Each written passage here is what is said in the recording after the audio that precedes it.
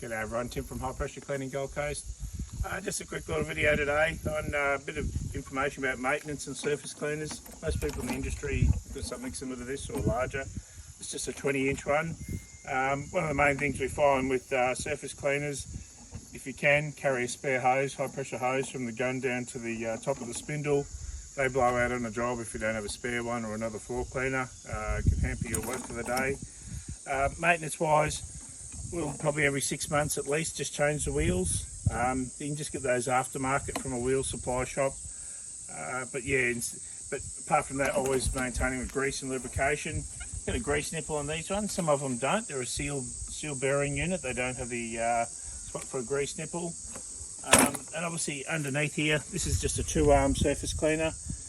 Two things if you see a surface cleaner vibrating, shaking or not performing correctly. Two most common faults. One is a block jet, so the jet might need to come out and be cleaned. Or two, you've got a bent arm in there or possibly a split in the arm. So two things that can pop up straight away, but really important to maintain the equipment. Keep some lubrication, good quality lubricant on the wheels, bearings, keep them clean, grease nipple, keep you pushing water, keep it moving. Thank you.